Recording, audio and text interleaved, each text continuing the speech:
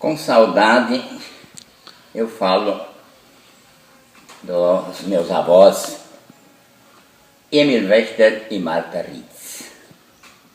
Eu os conheci em Ijuí, quando criança. Nós gostávamos muito de visitar os avós. E, lógico, na época, os meios de transporte eram muito deficientes. Mas esse não é o caso. O meu avô faleceu relativamente jovem. Na época realmente não havia muitos recursos e ele, depois do seu falecimento, a família ficou um pouco condoída porque a vovó ficou sozinha na casa, porque os filhos já tinham casado e moravam longe.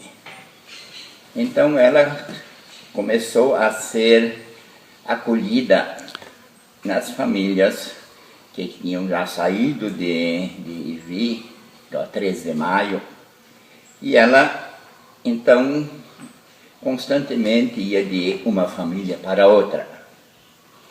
Mas em dado momento ela encontrou muitas dificuldades, porque ela estava esquecida e falava com dificuldade, se lembrava com dificuldade da sua vida e dos seus familiares.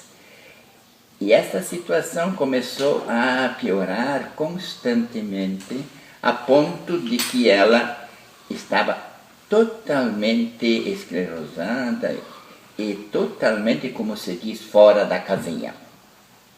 Então, neste momento, os irmãos do pai, os familiares se reuniram e discutiram essa situação.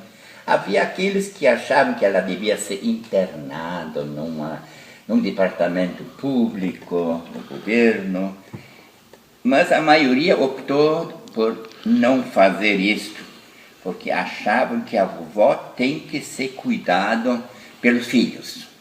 Isto efetivamente aconteceu e o escolhido foi meu pai, que na nossa casa, onde havia certo espaço disponível, e então os familiares acharam que esse seria o melhor local, lógico, com o apoio dos outros familiares.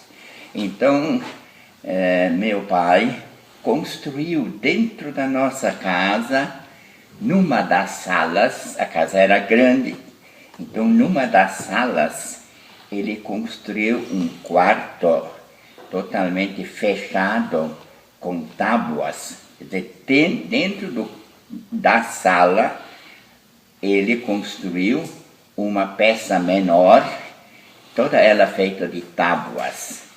Porque tábuas não faltavam, porque meu pai tinha serraria, né?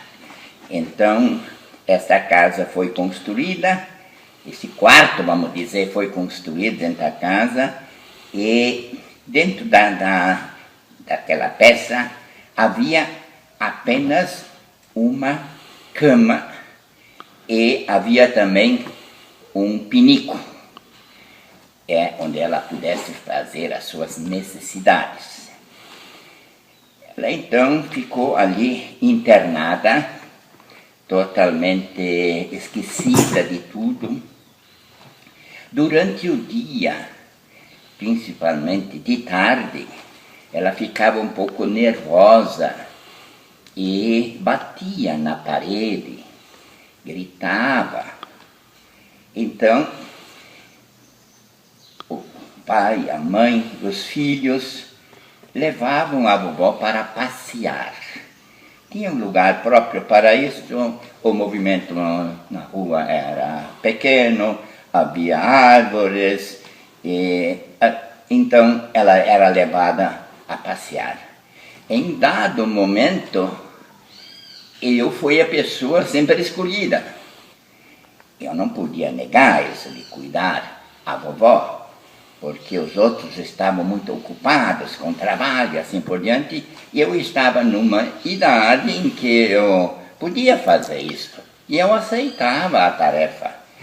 Pegava a vovó na mão, ela às vezes não gostava e batia na minha mão, pedindo que a soltasse.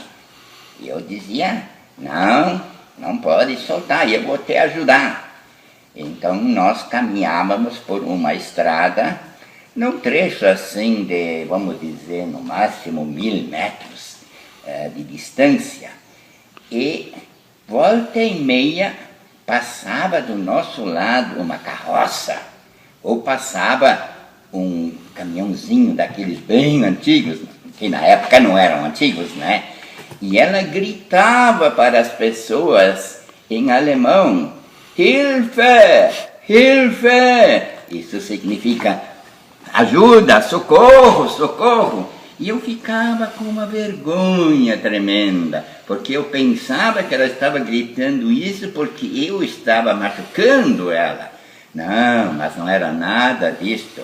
A minha mãe e meu pai me explicaram isso, de que ela fazia isso porque estava assim totalmente esclerosada e não sabia o que está dizendo, então ela fazia isso.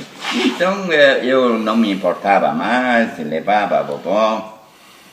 Isto era a minha tarefa, mas dentro da casa, a minha mãe e a minha irmã mais velha e também outros parentes, eles estavam lá, tinha que ajudar a limpar o quarto, dar banho na vovó, e dar alimentação para ela. Então, vinha mais pessoas para ajudar, porque a mãe tinha o serviço de cuidar da cozinha dela, porque nós tínhamos sempre muitos empregados que trabalhavam na serraria, e então vinham pessoas ajudar para aliviar um pouquinho esse trabalho da mãe.